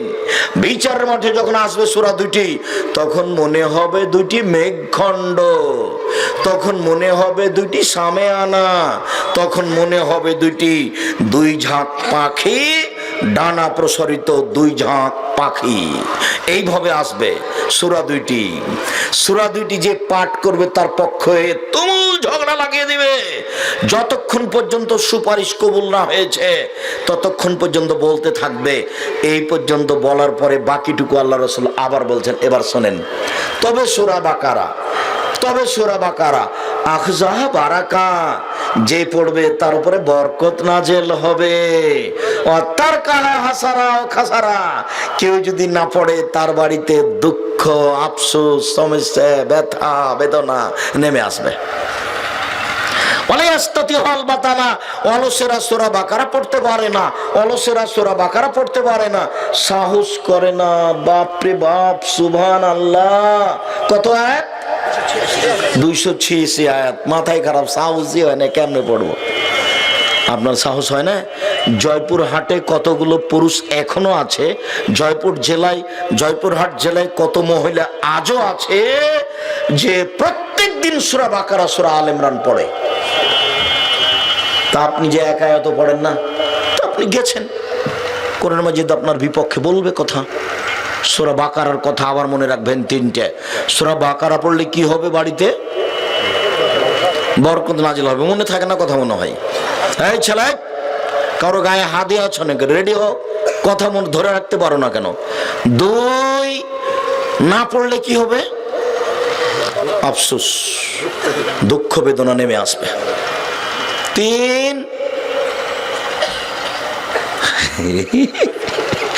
অলসেরা পড়তে পারে না, ওলা ইস্তাতিহাল বাতালাতো, অলস দেশে সূরা বাকারা পড়তে পারে না, সাহস করে না, এত বড় সূরা পড়বো কেমন করে? অলস লেগে যাবেন একবারে। চাঁপাইনবাবগঞ্জের ভাষাতে লেংটি, সেটা লেগে যাব। আপনাদের ভাষায় জমিতে নামে মাল কাঁচা মেরে একবারে লেগে যাবেন। সূরা বাকারা পড়েই ছাড়বো ইনশাল্লাহ, পড়বই, তারপরে কোনো কথা। একটু পরে দেখছি শুরু করেছি, তখন নাতি এসে বলছে দাদা দাদা, দাদি ডাকছে, ছাড়, শয়তান চলে এসছে রে, শয়তান শয়তান। সর এখান থেকে সর। কে আসছে দাদা? বাইরের লোক দুটো দাঁড়িয়ে আছে। ওদেরকে বসতে বল, আধ ঘন্টা পরে আমার সাথে কথা হবে, ওরা যায় না যেন। চাঁদে আগে সূরা বাকারা পড়বো, তারপরে কোনো কথা। আপনি খালি পড়া শুরু করে দেখেন কত সমস্যা নেমে আসবে। নাতি দৌড়েই চলে এসেছে, বা মেয়ে এসে ডাকছে, 2-3 মানুষ চলে এসেছে। আমি তো দেখি সারাদিন আমি খালি মানুষের সাথে কথা বলতে বলতে সময় যাচ্ছে আমার। গাড়িতে উঠছি, কত লোক পাশে দাঁড়িয়ে আছে, কতজন কথা বলার জন্য অপেক্ষায় আছে। এটা যদি আল্লাহর দয়া হয় তা আলহামদুলিল্লাহ। তা আল্লাহকে বলছি, এটা তুমি তোমার দয়া হিসাবে কবুল করো, যাতে করে আমি যে কিছু করতে পারি না তেমন, এটুকু যেন আমার উল্টা দিকে না যায়। এমনি তো দাওয়াত দিতে এসে যে মানুষজন যেসব টাকা পয়সা দেয়, সেটাও মাঝে মধ্যে আমার ভয় হয়, যার জন্য এখন টাকা পয়সা সব জামিয়া সালাফিয়া দিয়ে দিই, অন্তত বাঁচি কোনো আলাদা বিচার। দোয়া করবেন, এটা খুব কঠিন ব্যাপার। আমার মাঝে মধ্যে খালি ধোকা খায় অন্তরে, যে সব জব কি হবে এগুলো। আল্লাহ তুমি রহম করো। সম্মানিত দিনী ভাই বোন, খণ্ডকালীন কিছু আয়াত দেখেন। আল্লাহ রাসূল বলছেন, আবু হুরায়রা, যে তুমি এই সাদকাতুল ফিতরের মালগুলো দেখাশোনা করো, তো পাহারা দেও। তা আবু হুরায়রা রাদিয়াল্লাহু বলছেন, আমি রাতে পাহারা দিচ্ছি, চোর এসে ব্যাগে উঠাতে লাগলো, আমি ধরে নিলাম। আমি বললাম, এই তোমাকে রাসূলের কাছে নিয়ে যাব। তখন চোর বলছে, আমি গরিব মানুষ, আমার ছেলে মেয়ে আছে, ছেড়ে দেন, ছেড়ে দেন, ছেড়ে দেন। তো আমি ছেড়ে দিয়েছি। সকাল আল্লাহ রাসূল বলছেন, আবু হুরায়রা, জি চোরের সাথে কি আচরণ করেছ? আল্লাহ রাসূল বলে, গরিব মানুষ, ওনাকে ওর ছেলে মেয়ে আছে, আমি ছেড়ে দিয়েছি। আরে ও মিথ্যা কথা বলেছে, আবার আসবে। তখন মনে মনে বললাম, ঠিক আবার আসবে। পরের দিন দেখি ব্যাগ ভর্তি করছে, ধরে নিলাম। আমি বললাম যে তোমাকে রাসূলের কাছে নিয়ে যাব। তখনও বলছে, আর আসবো না, আর আসবো না, আর আসবো না। তো কেউ যদি ভুল স্বীকার করে, তাহলে আপনি আবার বলবেন না, ভুল তোর দাঁত ভেঙে দেবো, এভাবে বলবেন না। ভুল স্বীকার করেছে, তখন তাকে সুযোগ দেন। ও বলেছে আর আসবো না, তখন আবু হুরায়রা ছেড়ে দিয়েছেন। সকালে আল্লাহ রাসূল বলছেন, আবু হুরায়রা, জি চোরের সাথে কি আচরণ করেছো? আল্লাহ রাসূল বলছে, আর আসবো না, আর আসবো না, সেই জন্য ছেড়ে দিয়েছি। আর মিথ্যা কথা বলেছে, আবার আসবে। পরের দিন আবার এসেছে, ঠিকই ব্যাগে উঠাচ্ছে, আমি ধরে নিলাম। আমি বললাম যে তোমাকে আজ ছাড়বো না। তখনও বলছে, শোনো, আমি একটা কথা বলে দিই, যখন তুমি বিছানায় শুইতে যাবা, ফাকরা আয়াতুল কুরসি, তখন তুমি আয়াতুল কুরসি পড়ো। আল্লাহর পক্ষ থেকে একজন রক্ষক থাকবে সকাল পর্যন্ত, তোমার কোনো ক্ষতি হবে না। আয়াতুল কুরসি বিশাল কিছু। আল্লাহর গুণাবলিতে আপনি দেখবেন আব্দুল্লাহর বক্তব্যে, তাতে বুঝতে পারবেন আয়াতুল কুরসি কি জিনিস। সম্মানিত দিনী ভাই বোন, আব্দুল্লাহ ইবনে মাসউদ রাদিয়াল্লাহু তাআলা আনহু বলেন, রাসূল সাল্লাল্লাহু আলাইহি সাল্লাম বলেছেন, আয়াতান মিন আখির সূরাতিল বাকারা, সূরা বাকারার শেষ 2 আয়াত, মান কারাহুমা লাইলাতান, কেউ যদি রাতে পড়ে, কাফাতাহু, তাহলে সারা রাত তার কোনো ক্ষতি হবে না। সূরা বাকারার শেষ 2 আয়াত অনেক কিছু, সূরা বাকারার শেষ 2 আয়াত অনেক কিছু, সূরা বাকারার শেষ 2 আয়াত অনেক কিছু। আব্দুল্লাহ ইবনে মাসউদ রাদিয়াল্লাহু তাআলা আনহু বলেন, রাসূল সাল্লাল্লাহু আলাইহি সাল্লাম বলেছেন, তোমরা তোমাদের ঘরকে কবরস্থান করো না, তোমরা তোমাদের ঘরকে কবর বানায়ো না, তোমরা তোমাদের ঘরকে কবর বানায়ো না। যেই ঘরে সূরা বাকারা পড়া হয়, সেই ঘরে শয়তান থাকে না। যেই ঘরে সূরা বাকারার শেষ 2 আয়াত পড়া হয়, সেই ঘরে শয়তান থাকে না। বাচ্চা বসো, ও বাচ্চা ভিতরে যাচ্ছে কোথায়? যে আমরা আলোচনা তো শেষ করবই, আপনি একটু ধৈর্যের পরিচয়, বাচ্চা যেন না উঠে আপনি খেয়াল করবেন। আমরা কাছাকাছি চলে আসছি। সম্মানিত দিনী ভাই বোন, তাহলে যেই বাড়িতে ঘরে সূরা বাকারার শেষ 2 আয়াত পড়া হবে, সে বাড়িতে শয়তান থাকবে না। মনে থাকবে না মনে হয়? এইবার চলেন আর একটু আগে। রাসূল সাল্লাল্লাহু আলাইহি সাল্লাম বলেন, কেউ যদি জুমার দিন সূরা কাহাফ পড়ে, তাহলে 7 দিন যাবত এই বাড়িতে আল্লাহর পক্ষ থেকে বরকত নাজিল হবে, বাড়িতে আলো হয়ে থাকবে, কোনো সমস্যা হবে না, ওরা বিপদ মুক্ত থাকবে যদি জুমার দিন সূরা কাহাফ পড়ে। তিনি বলেন, মান কারা আসরা আয়াতি মিন আউয়াল সূরাতিল কাহাফ ওয়া সাবিন ফিতনাতি দাজ্জাল, কেউ যদি সূরা কাহাফের প্রথম 10 আয়াত পড়ে তাহলে দাজ্জাল তার কোনো ক্ষতি করতে পারবে না। সব নবী কিন্তু দাজ্জালের ভয় দেখিয়েছেন নিজ নিজ সম্প্রদায়কে। নূহ আলাইহিস সালাম বলেছেন, এই তোমরা সাবধান দাজ্জাল থেকে। ইব্রাহিম আলাইহিস সালাম বলেছেন, এই তোমরা সাবধান দাজ্জাল থেকে। আমাদের নবী বলছেন, এই তোমরা দাজ্জাল থেকে সাবধান। তারপর বলছেন, শোনো, কোন নবী অত বলতে পারেনি, আমি যেটা বলে দিয়েছি শোনো, আমি বলে দিয়েছি, দাজ্জালের মাথায় থাকবে কোঁকড়া কোঁকড়া চুল, দাজ্জালের পা হবে খাটো, হাঁটু থেকে না টাকনো পর্যন্ত এটা সাইজ হবে খাটো, দাজ্জালের একটা চোখ হবে কানা, দাজ্জালের কপালে লেখা থাকবে কাফারা। চিনতে পারবো না? জি হ্যাঁ, খুব চিনতে পারবো। আরো শোনো, আমি যদি নিজে থাকি তাহলে দাজ্জালকে আমি ঠেকাবো, আর যদি আমি নিজে না থাকি তাহলে তোমরা সালাতের শেষে বলো সালাম ফেরার পূর্বে, আল্লাহুম্মা ইন্নী আউযু বিকা মিন আযাবি জাহান্নাম, আল্লাহ তোমার কাছে জাহান্নামের শাস্তি থেকে বাঁচতে চাই। আউযু বিকা মিন আযাবিল কবর, তোমার কাছে কবরের শাস্তি থেকে বাঁচতে চাই। আউযু বিকা মিন ফিতনাতিল মাসিহিদ দাজ্জাল, তোমার কাছে দাজ্জালের বিপদ থেকে বাঁচতে চাই। ফিতনাতিল মাহি ওয়াল মামাত, তোমার কাছে বাঁচতে চাই ইহকালের বিপদ, তোমার কাছে বাঁচতে চাই পরকালের বিপদ হতে। আল্লাহুম্মা ইন্নী আউযু বিকা মিনাল মা'সামি ওয়াল মাগরাম, তোমার কাছে বাঁচতে চাই বড় পাপ হতে, তোমার কাছে বাঁচতে চাই ঋণ কর্জ হতে, তোমার কাছে বাঁচতে চাই বড় পাপ হতে, তোমার কাছে বাঁচতে চাই ঋণ কর্জ হতে। রাসূল সাল্লাল্লাহু আলাইহি সাল্লাম সালাম ফেরার পূর্বে এই দোয়াটা পড়তেন, নিজে তিনি দাজ্জাল থেকে বাঁচতে চাইতেন। দাজ্জালের এক হাতে আছে জাহান্নাম, এক হাতে আছে জান্নাত। দাজ্জাল আকাশকে বলবে, আকাশ পানি বর্ষণ করো, বর্ষণ শুরু হয়ে যাবে। এই জমিন শস্য দাও, জমি শস্য দিবে, মনে হবে যে নগদ আল্লাহ। তখন আপনি ঠেকে যাবেন। কিন্তু মুহাম্মদ সাল্লাল্লাহু আলাইহি সাল্লাম বলেছেন পরিচয়, সেই পরিচয় আপনি বেঁচে যাবেন। সূরা কাহাফের প্রথম 10 আয়াত পড়লে তার উপরে দাজ্জালের কোনো ফিতনা থাকবে না। সাহাবী বলছেন, আল্লাহর নবী, আমি রাতে সূরা কাহাফ পড়ছিলাম, দেখি একটা মেঘখণ্ড চলে আসলো আমার কাছে, আসলো তো আমি কোরআন মাজিদ পড়া বন্ধ করে দিলাম। আমার পাশে আমার বাচ্চা ছিল, ঘোড়া ছিল। তখন আল্লাহ রাসূল বলছেন, আরে তিলকা সাকিনা তানাজ্জালাত বিসাউতিল কোরআন বিতিলাওয়াতিল কোরআন, সেটা ছিল নিরাপত্তা। তুমি কোরআন মাজিদ পড়ছিলা তো, সেজন্য তোমার বাড়িতে নিরাপত্তা অবতীর্ণ হচ্ছিল। ও ফিরওয়ায়াতিন, অন্য এক বর্ণনায় তিলকাল মালায়েকা, শোনো শোনো সাইদ ইবনে হুজাইর, সেইগুলো ছিল ফেরেশতা। দানাতলি শাওতেকা, তোমার কোরআন মাজিদ পড়া শুনতে এসেছে, সেইগুলো ছিল ফেরেশতা। লাউ কারাতা, তুমি যদি পড়তে থাকতে, লাশ বাহাত, তাহলে ফেরেশতা সকাল করে দিত, মানুষ দেখে নিত। লাতাতারা মিনহুম, ফেরেশতারা মানুষ থেকে লুকাতে পারতো না, ফেরেশতারা মানুষ থেকে লুকাতে পারতো না, সব মানুষ ফেরেশতাদের দেখে নিত। তুমি কেন পড়তে থাকলে না? সূরা বাকারা, সূরা কাহাফ। রাসূল সাল্লাল্লাহু আলাইহি সাল্লাম বললেন, আল্লাহর নবী সূরা মুলক আর সূরা সাজদা না পড়ে ঘুমাতেন না। তিনি বলেন, কোরআন মাজিদের 30টা বিশেষ একটি সূরা আছে, কেউ যদি পড়ে সেই সূরা তার পক্ষে সুপারিশ করবে। যতক্ষণ পর্যন্ত ক্ষমা না হবে ততক্ষণ পর্যন্ত সূরা সরে যাবে না। তার নাম সূরা মুলক। 4 শ্রেণীর মানুষের কবরের শাস্তি হবে না। 1, পেট ব্যথায় মরে যে। 2, জুমার দিনে মরে যে। 3, সূরা মুলক রাতে পড়ে যে। 4, যুদ্ধে শহীদ হয় যে। আপনার জন্য একটা সহজ আছে, বলেন তো কোনটা? সূরা মুলক পড়া। 4 শ্রেণীর মানুষের কবরের শাস্তি হবে না, মনে থাকবে না মনে হয়। 3টাই না থাক, একটাই থাক, সেটা কি? সূরা মুলক পড়েন, বিশাল ব্যাপার।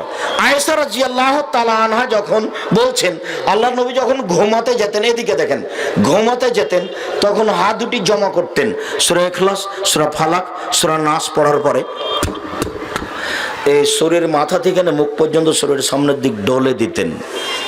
আবার সূরা ইখলাস, ফালাক, নাস, মাথা থেকে মুখ সামনের দিক এভাবে মুছে দিতেন, আবার এভাবে 3 বার করতেন। উকবা ইবনে আমের বলছেন যে আমরা একদিন রাসূলকে খুঁজতে বের হলাম, খুব অন্ধকার, খুব বাতাস, দেখে আল্লাহ রাসূলকে পেয়ে গেছি। তিনি বলছেন, শোনো উকবা, পড়ো পড়ো পড়ো। কি পড়বো? আরে পড়ো না। কি পড়বো? সূরা ইখলাস পড়ো, ফালাক পড়ো, নাস পড়ো, ইয়াকফিকা মিন কুল্লি শাইইন।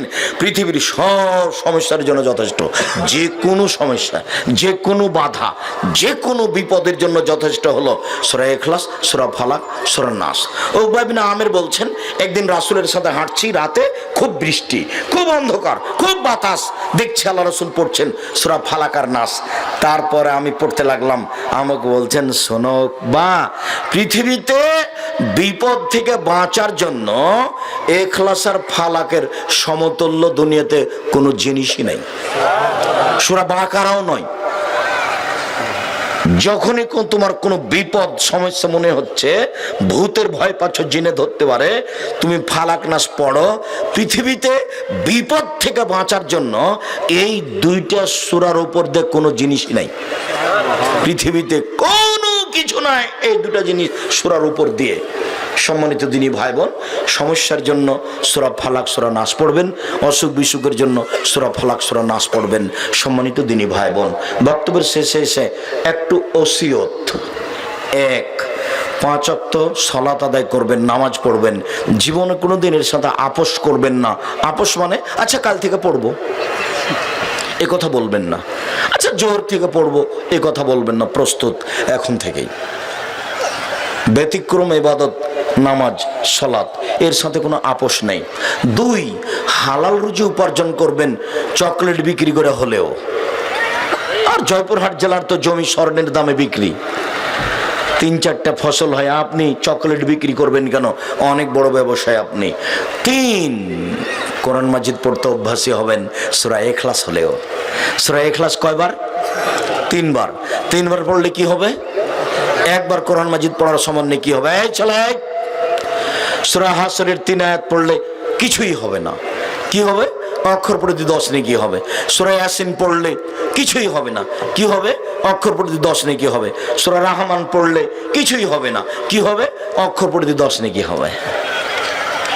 অতএব বিশাল কিছু হলো ইখলাস, বিশাল কিছু হলো ইখলাস ফালাক নাস, বিশাল কিছু হলো সূরা বাকারার শেষ 2 আয়াত। তারপরে আমার একটা দাবি মানতে হবে, সেটা হলো এই, জামিয়া সালাফিয়ার জন্য দোয়া করতে হবে। আমার মনে বড় সাধ, এই দেশের মাটিতে আমি উন্নত মানের প্রতিষ্ঠান গড়বই গড়বো ইনশাল্লাহ, যে কোনো মূল্যে। তার সম্মেলন রাজশাহীতে 13-14 ফেব্রুয়ারি আর ঢাকায় 5-6 মার্চ। সাথে সাথে ভর্তির তারিখ 1 জানুয়ারি। আর বই পুস্তকগুলি সংগ্রহ করবেন, যেটা জামিয়া সালাফের মুখপাত্র 50টা প্রশ্নের উত্তর আছে মাসিক আল ইতেসাম পত্রিকা, পৃথিবীর সকল বাঙালির কাছে থাকতে হবে। এছাড়া আদর্শ পরিবার, যা আলোচনা করছি সব আদর্শ পরিবারে আছে, যেটা মধ্যেখানে বলেছিলাম বারাকাল্লাহ আলাইকা, কে বড় ক্ষতিগ্রস্ত, কে বড় লাভবান, আদর্শ নারী, আদর্শ পরিবার। আর আব্দুল্লাহ রহমানের ওই বইটা দেখেন তো, শিক্ষা বনাম জাহেলিয়াত, 10 পর্যন্ত বইগুলি নাকচ করা হয়েছে সকলকে বইগুলি। আর আব্দুল্লাহ মিন্নাতুল বারি আছে, হাদিসের জগতে বুখারীর ব্যাখ্যা হিসেবে পৃথিবীতে ব্যতিক্রম ব্যাখ্যা। কেউ যাবেন না, যদি নিজের কাছে টাকা না থাকে তাহলে 20টা টাকা দিয়ে একটা মাসিক আল ইতেসাম পত্রিকা নিয়ে যাবেন, কারো কাছে সহযোগিতা নেবেন। আর দেখেন যে আব্দুল্লাহর মিন্নাতুল বারি আছে কিনা। বুখারীর ব্যাখ্যা হিসেবে বিরল ব্যতিক্রম ব্যাখ্যা। জি সম্মানিত দিনী ভাই বোন, সবাই আসেন, কিছু না থাকলে মাসিক আল ইতেসাম পত্রিকা নিয়ে যাবেন। আমি কিছু প্রশ্নের উত্তর দিই। আমাদের এখানকার এক বড় আলেম মাথার চুল কালো কালার করে, তা দেখে মূর্খ মানুষ বলে এত বড় আলেম। জি, মাথার চুল কালো করা হারাম, বড় হুজুর হোক আর ছোট হুজুর হোক। মসজিদ নির্মাণের জন্য নিয়তকৃত নির্দিষ্ট জমি রাস্তা না পাওয়ার কারণে মসজিদ নির্মাণ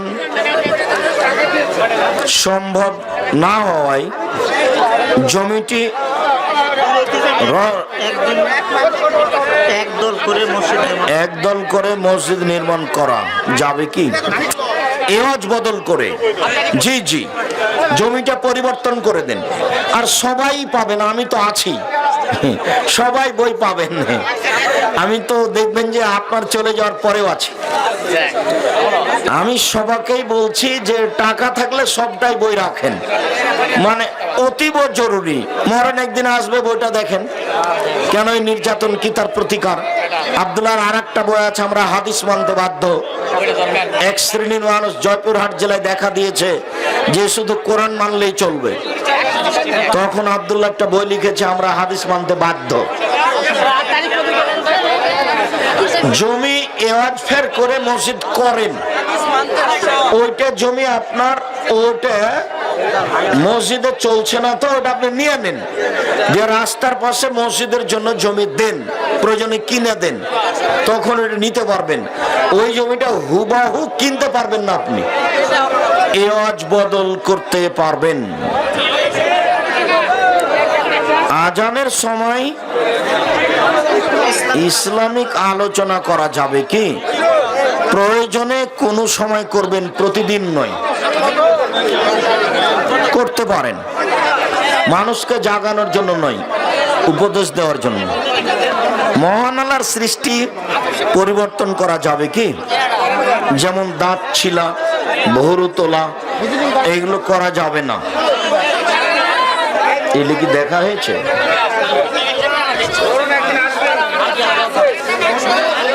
আসসালামু আলাইকুম। সঠিক ইয়ামুল আরাফা সঠিক কোন দিন? আরাফার দিনই সঠিক। পারলে করবেন, নাহলে পরের দিন সেম থাকবেন আরাফার দিন। নামাজ ভুল হলে সিজদা সহ দিতে হয়, নিয়মটা একটু বলবেন? জি, রাকাত বেশি হলে বা কমে গেলে বা আত্মাহেত ছুটে গেলে, সব আত্মাহেত দুরূদ সব কিছু পড়ার পরে দুইটা সিজদা দিয়ে সালাম ফিরবেন, দুইটা সিজদা দিয়ে সালাম ফিরবেন। আপনারা সবাই থামেন, আর বইয়ের দাম যেটা গায়ে লেখা আছে সেটাই দাম, কেউ আবার ঠগিয়ে নি। বইয়ের গায়ে যেটা দাম লেখা আছে সেটাই দাম। ধৈর্য ধারণ করেন, গাড়ি ভর্তি বই আছে। এমন জোরে কেরাত পড়লেও কি মুক্তাদিরা সূরা ফাতিহা পড়বে? জি, বাধ্য, পড়তেই হবে। জোরে হোক, আস্তে হোক, একাই হোক, জামাতবদ্ধ হোক। জানাজার নামাজ কি সূরা ফাতিহা পড়া লাগবে? জানাজার নামাজ, জি, সূরা ফাতিহা পড়তে হবে।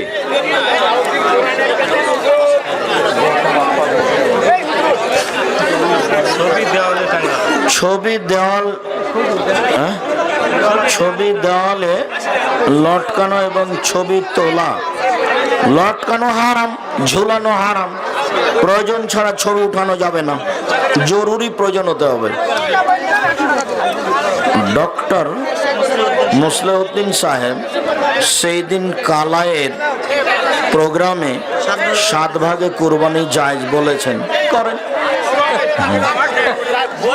7 ভাগে 7 জনে আছে, 7 পরিবারে নেই। যারা 7 ভাগে চলবে না বলছে তারা কিছু জানে না। আচ্ছা, বলেছে বলেছে, ওই দিক আর মন খারাপ করিয়েন না, ভাগে কুরবানি করিয়েন না। 7 জন আছে, 7 পরিবার নেই। আর সেই কালে মৌলানা আব্দুল্লাহ কাফিয়াল কোরাইশি বলেছেন, একটা গরুতে 2 জন 7 জন অংশগ্রহণ করবে, 7টা পরে। এরকম কোন হাদিস আমি জানি না। আর বাকি বলার প্রয়োজন আমি মনে করি না। যারা ডাক্তারদেরকে টাকা, ঔষধ, বিভিন্ন উপহারের বিনিময়ে তার কোম্পানির ঔষধ বিক্রি করার প্রচেষ্টা চালায়, এটা প্রতারণা। হয়তো ঔষধ ভালো নয়, না, ওই প্রতারণার চাকরি হবে, ওটা করা যাবে না। যদি ডাক্তার নিজ স্বাধীনতায় ডাক্তারি করতে পারে, তাহলে পারবে করতে। আসসালামু আলাইকুম। মেয়ে দেখতে যে মেয়েকে টাকা দেওয়া ঠিক কিনা? জি না, টাকা দেওয়া যাবে না।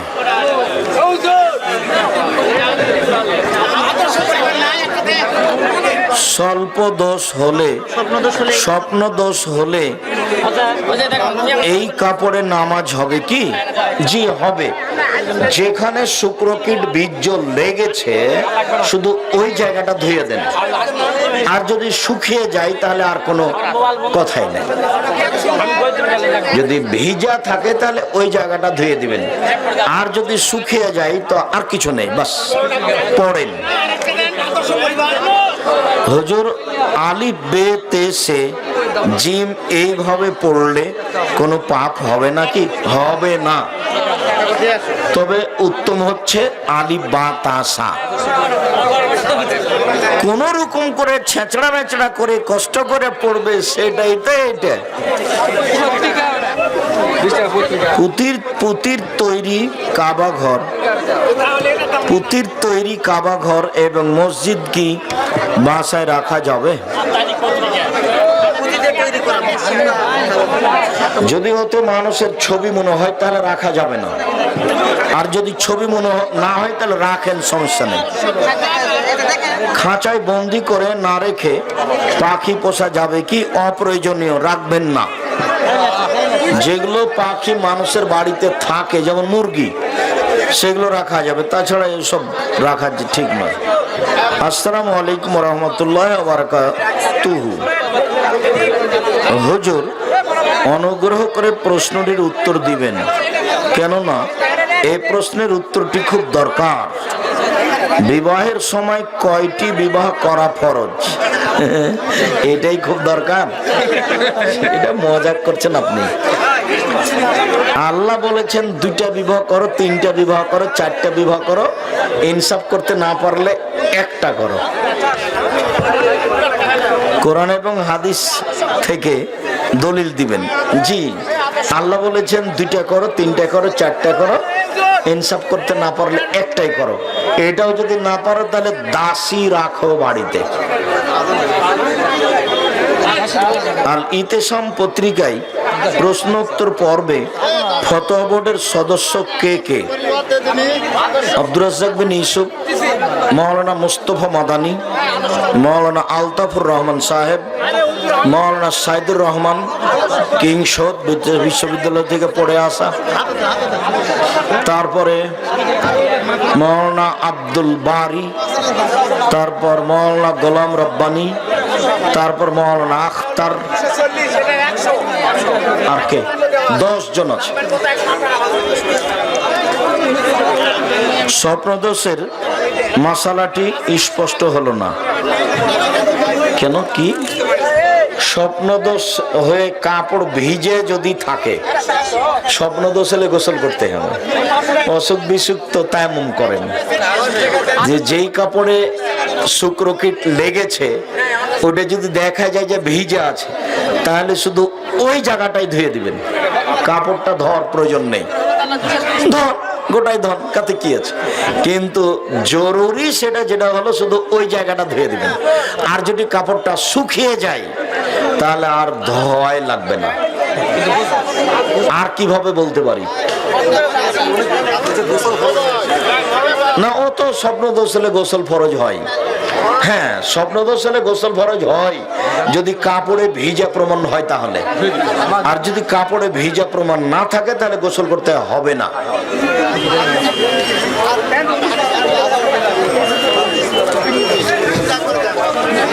শুকরিয়া সকল দিনী ভাই বোনকে আমরা যে আলোচনা পেশ করলাম সে আলোচনা মেনে চলার জন্য অনুরোধ জানাচ্ছি। বিশেষভাবে সূরা ইখলাস প্রতিদিন 3 বার, বিশেষভাবে সূরা ইখলাস ফালাক নাস একটু পড়ে আমি যে কোরআন মাজিদ পড়ি এটার উপরে বহাল থাকার জন্য অনুরোধ জানাচ্ছি। এটা বিশাল পাওয়া, সংক্ষিপ্তভাবেই এটা অনুরোধ রাখছি। আর আল্লাহ আমাদের যারা মারা গেছে তুমি তাদের কবরের শাস্তি মাফ করো। আমরা যারা অসুস্থ তুমি তাদের আরোগ্য দান করো। আমরা যারা বেঁচে আছি তুমি তাদেরকে তোমার রাসূলের পদ্ধতি অনুযায়ী চলার তৌফিক দান করো। এই দাবি, এই দাওয়া, এই দোয়া তোমার দরবারে রেখে আজকের আলোচনা এখানেই শেষ করলাম। সুবহানাকাল্লাহুম্মা ওয়া বিহামদিকা আশহাদু আল্লা ইলাহা ইল্লা আনতা আস্তাগফিরুকা ওয়া আতুবু ইলাইক। আসসালামু আলাইকুম। আমার দ্বীনি বোনেরা একটু খেয়াল করবেন, ওই আদর্শ পরিবার বইটা আছে নাকি ওটা খেয়াল করবেন, আর দুয়ার বইটা যাতে 42টা সহিহ হাদিস আছে হাত তুলে দোয়া করার। আসসালামু আলাইকুম।